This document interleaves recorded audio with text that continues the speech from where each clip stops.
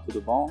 Meu nome é Bruno, eu atualmente faço doutorado no Laboratório de Inflamação e Dor e estou aqui no CRID já faz 7 anos.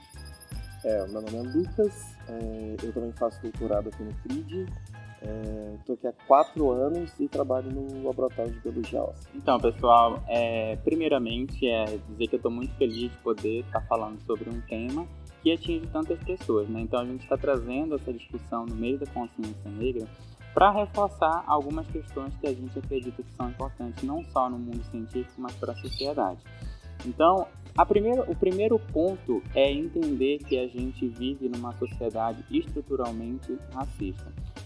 Se todo mundo compreender e entender que a gente vive dentro de um sistema que, infelizmente, privilegia algumas pessoas e algumas pessoas são desprivilegiadas ou são desfavorecidas historicamente por um processo de exploração, como foi a escravidão, não só no mundo como no Brasil, a gente começa a entender por que a gente ainda tem tanto problema de racismo no Brasil até hoje. Então a gente entende por que a gente tem menos negros na universidade, a gente entende por que a gente tem menos negros e negras em altos cargos, em cargos de mais prestígio. A gente entende por que essas pessoas, por exemplo, não moram em regiões melhores, estão geralmente morando na favela. Então a gente começa a entender que o racismo, na verdade, as consequências do racismo, elas se perduram até hoje. Apesar dos últimos avanços que a gente teve, né, de aumentar o acesso, aumentar o acesso à universidade por essa população através das cotas sociais e raciais, a gente ainda tem um atraso muito grande e a gente ainda tem uma dívida muito grande. Então, eu acho que o nosso primeiro passo nessa discussão é entender que existe um problema muito grande que é o racismo. E o racismo, existe uma definição que é colocada atualmente, que é o racismo estrutural. Ou seja, para a sociedade funcionar do jeito como ela funciona, o racismo ele está basicamente impregnado em todas as esferas que vocês podem imaginar. Isso vai nas esferas de poder, na questão da educação, da saúde e por aí vai. Então, o que isso quer dizer? Quer dizer que todas as esferas da sociedade, elas são estruturalmente racistas e elas acabam reproduzindo esse tipo de coisa. Então, imaginem vocês que a escravidão no Brasil acabou e a gente, por exemplo, não teve um processo de inserção dessa população que foi escravizada injustamente dentro da sociedade. Essa população não teve direito, não teve acesso ao emprego, não teve acesso a direito trabalhista nenhum e desde aquela época essa população foi marginalizada. Então foram mais de 300 anos de escravidão no Brasil. A gente tem pouco mais de 130 anos do fim da escravidão e é muito recente se a gente for parar para pensar que há 130 anos a gente ainda vivia sobre um regime de escravidão onde colocava uma pessoa escravizada simplesmente por conta da sua cor. E aí, nesses 130 anos, o Brasil, infelizmente, não conseguiu vencer e avançar em algumas coisas em relação ao racismo. Então, acho que o primeiro ponto é a gente entender que a gente vive numa sociedade estruturalmente racista, que infelizmente a gente tem essa desigualdade entre pessoas, né? Galera, e para entender um pouco isso, a gente tem o abolicionista Joaquim Nabuco, em 1884, ele fala que acabar com a escravidão não nos basta, a gente tem que acabar com a obra da escravidão. E a gente vê que mais de 130 anos depois dessa citação, a obra da escravidão ainda não acabou, né? A gente tem uma população que 55% se autodeclara como preto ou pardo, então sendo classificado como negro, e a gente tem apenas 30% das vagas em universidades públicas sendo ocupadas por pessoas negras. Quando a gente passa para programas de pós-graduação estricto sensu, como é o caso do mestrado e do doutorado, esses dados são ainda menores, chegando a 28%. E enquanto isso, pessoas que sofrem violência policial e morrem por violência policial são 4 a cada 5 pessoas são negras. E isso mostra um pouco do retrato do que é a sociedade, do que é o racismo estrutural. Apenas 5% das pessoas que compõem o grande empresariado são negras. E é essa a desigualdade que a gente tem que atingir. E para diminuir essa desigualdade, a gente precisa de medidas antirracistas dentro da ciência e dentro da sociedade. Como eu falei para vocês anteriormente, eu cheguei aqui em Ribeirão muito novinho, né? Já faz 7 anos que eu estou aqui. E quando eu cheguei aqui, eu diria que a minha percepção da realidade era bem diferente da que é hoje. Então eu acho que isso vai conforme a gente vai vivendo, tendo as nossas experiências, a gente vai mudando também a nossa percepção. E a minha percepção sobre essa questão racial, de racismo, não só aqui, mas em outros lugares, mudou bastante, né, no decorrer desses últimos anos fazendo pesquisa. Felizmente, né, a maioria dos meus amigos, né, as pessoas com quem a gente convive são pessoas bem esclarecidas, a gente sempre debate, sempre traz essa discussão, mas infelizmente a gente também ainda vê pouca representatividade negra na pós-graduação. Então, assim, quando eu cheguei, eu tive uma certa, por exemplo, dificuldade em me identificar, talvez, com pessoas que já estivessem aqui, porque eu realmente não consegui. Tinha uma pessoa negra no meu laboratório, por exemplo, no universo de quase 40 pessoas. Isso aí já escancara claramente que existe aí uma desigualdade, que existe aí um desnivelamento, né, entre as pessoas que têm acesso e as pessoas que não têm acesso à pós-graduação. E isso foi ficando cada vez mais claro quando eu comecei a entender, né, não só quem eu era na sociedade, né, um indivíduo não sujeito negro, preto, mas quando eu também passei a ter acesso a outros espaços dentro da própria sociedade, como a frequentar lugares, como a ir até lugares que você começa a perceber um certo olhar diferenciado, e aí com o tempo você começa a ser mais crítico em relação a esses olhares, que são olhares muitas vezes racistas, de tipo assim, peraí, o que você está fazendo aqui? Esse, na verdade, não é um lugar para você. E aí a gente tem uma missão que é super importante, que é de entender que a gente foi historicamente desfavorecido, explorado, né? A nossa população, de uma maneira geral, né, não teve acesso, não teve direito nenhum praticamente. Então a nossa luta, ela é basicamente para ter o básico, para a sobrevivência. Então a gente tem um papel muito importante que é se posicionar. Então a gente tem que ir para os lugares que a gente quer ir, a gente precisa vestir a roupa que a gente quer vestir, usar as coisas que a gente quer usar, sem ter medo de delimitações que já estão estruturalmente colocadas pela sociedade. Além disso, né, da minha experiência, né, no Brasil, eu tive uma experiência no exterior que para mim foi a mais chocante. E eu diria que foi a grande, talvez, virada de chave na minha cabeça. Porque eu fui para a Suíça, que é um país extremamente branco, e lá eu pude sentir na pele, todos os dias durante o meu intercâmbio, o que foi, né, de fato, sofrer não só racismo, mas xenofobia, que são questões, infelizmente, que acontecem, né? As pessoas, elas são em países que são super esclarecidas, desenvolvidos, mas que ainda não conseguiram avançar em questões como essa, como o racismo. Porque, embora a Suíça seja um país, por exemplo, muito rico e seja uma potência na Europa, mundial, em várias questões, mas não conseguiu ainda superar questões muito limitantes como essa, como o racismo. Então, eu me sentia às vezes mal, eu me sentia de certa forma, né, eu olhava para o lado e não tinha uma pessoa, por exemplo, no qual eu me identificasse, porque no meu laboratório não tinha nenhuma pessoa negra, na sociedade de uma maneira geral onde eu andava não tinha nenhuma pessoa negra, e curiosamente, né, isso não é coincidência, as pessoas negras estavam também na Suíça postas na periferia. Então, de uma maneira geral, eu diria que toda essa minha vivência aqui em Ribeirão, né, externa também, de ter morado fora, me deu uma outra percepção da realidade. E o meu recado hoje em dia pra gente, para qualquer pessoa que estiver vendo esse vídeo, que se identifique com essa luta, com essa pauta, é que nós iremos ocupar os lugares que são nossos, por direito. Eu acho que o fato da gente ocupar esses lugares, ele não pode servir como moeda para alguns mitos que o pessoal conta, como por exemplo o mito da meritocracia. A gente achar que a gente consegue ocupar esses lugares somente pelo nosso próprio esforço.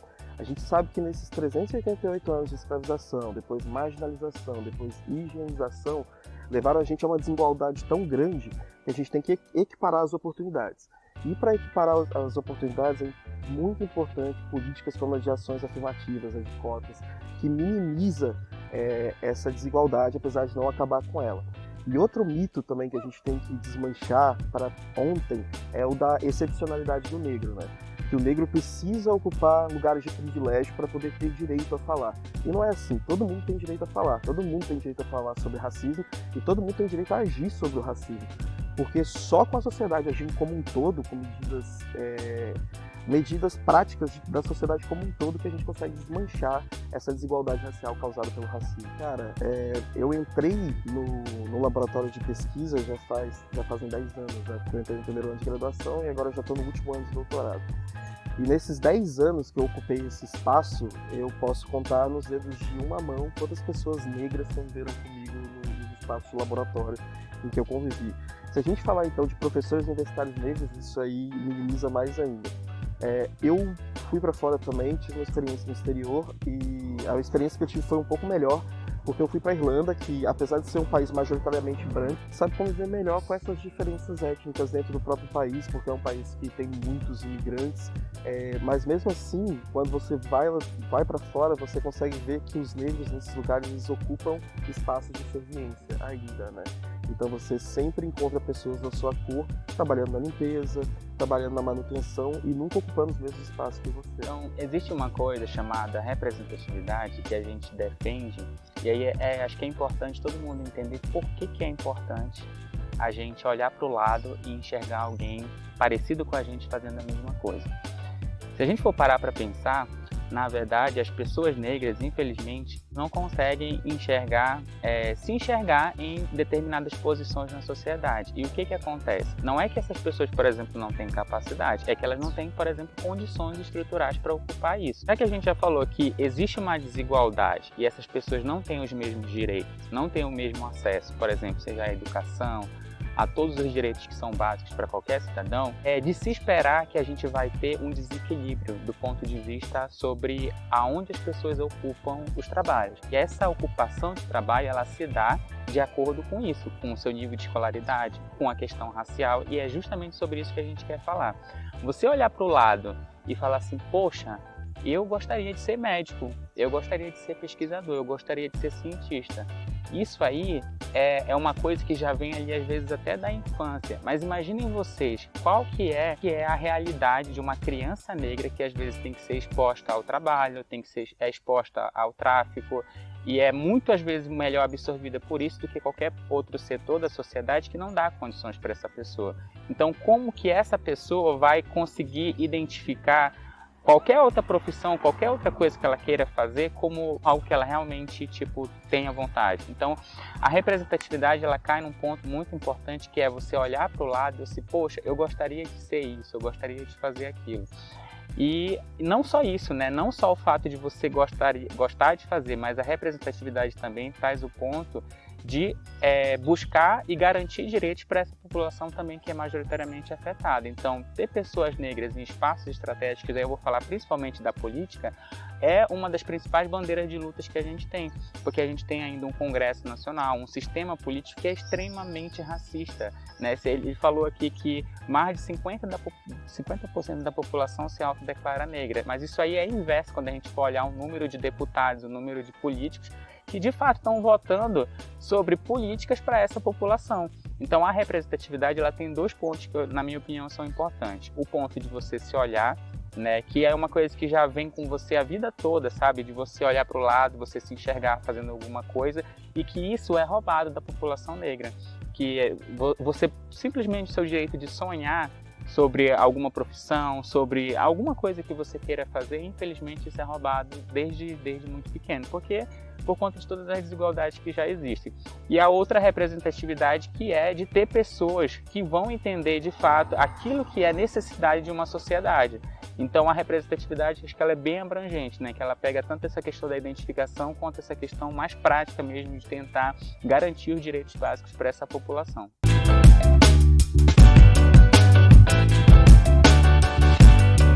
Já que a gente está junto nessa luta, a gente precisa também entender essas questões. Então, a melhor forma da gente entender todas essas coisas que a gente está trazendo aqui é se informando.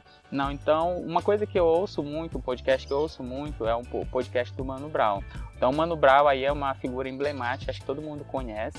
E aí ele traz nesse podcast dele, que já atualmente tem 3 temporadas, figuras que são não somente negros, né, pessoas pretas, mas figuras que discutem a sociedade de uma maneira geral. E aí são através de várias reflexões, né, que perpassam aí sobre essa questão racial.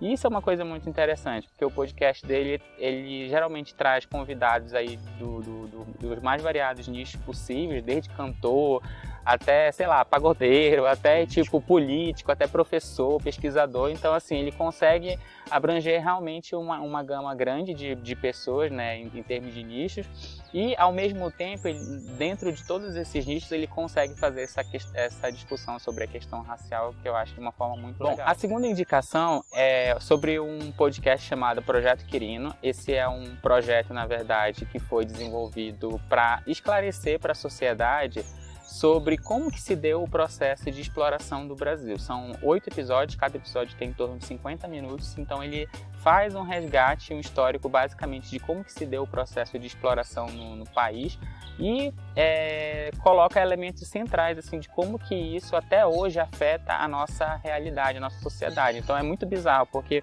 quando a gente está ouvindo o podcast, você se transporta para a época ali da história e tal, e ao mesmo tempo você fala, putz, isso aí, olha como isso explica talvez muita coisa que a gente está vivendo hoje. Então é uma indicação que eu acho que vai fazer muita diferença para quem está buscando esclarecimento dentro dessa área do processo de exploração do Brasil, escravização e como que se deu todo esse processo aí, para tentar entender um pouco mais. A minha terceira indicação vai ser para um filme que é relativamente recente, que é um filme do Lázaro Ramos, chamado Medida Provisória, né?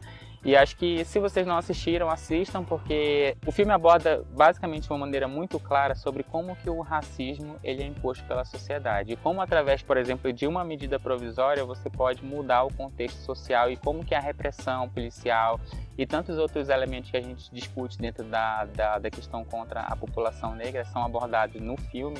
E eu acho que é muito legal e é muito chocante também ao mesmo tempo. Então, ao mesmo tempo que é interessante porque é informativo, mas é chocante de ver que aquilo que deveria ser teoricamente uma ficção científica pode ser facilmente aplicada à nossa realidade. Então, a minha primeira indicação ela vai tratar dessa temática sobre negros na ciência, que é o livro e o filme Estrelas Além do Tempo, que vai contar a história dos computadores humanos da NASA, que eram uma divisão de mulheres negras que trabalhavam na NASA, em especial da Katherine Johnson, que foi a cientista responsável por fazer os cálculos de mecânica orbital, que levou o primeiro homem à órbita da Terra e depois o primeiro homem ao espaço. E para quem não viu o filme ainda, ele é muito legal. A segunda indicação que eu tenho é outro filme que chama Quase Deuses, que também trata da temática de negros na ciência. Vai contar a história do Vivian Thomas, que é um assistente de um cirurgião cardíaco, que é o primeiro homem a conseguir fazer a cirurgia para a correção da tetralogia de Fallot em crianças, para corrigir a cianose, e que foi na John Hopkins University, no momento em que ele não podia entrar pela porta da frente da universidade, e hoje esse cara ele é um doutor honoris causa pela universidade, tem um busto dele na entrada da faculdade, então é um filme muito emocionante e muito legal. A minha terceira indicação, então, ela é uma música que para mim é um hino racial brasileiro, que chama Identidade, do Jorge Aragão. Para quem nunca ouviu essa música, tanto pessoa negra quanto pessoa branca tem que ouvir, porque essa música é um hino e que traz muito dessa identidade, da representatividade do povo negro no Brasil. Por fim, eu queria indicar os 2 álbuns do Racionais, o Nada Como Um Dia Após Outro Dia e o Sobrevivendo no Inferno, que é basicamente uma epopeia que conta a história do negro periférico em São Paulo, e assim, é a história do povo negro em São Paulo, contada pela voz do Mano Brown, do Ed Rock, do Ice Blue e do Cardi B.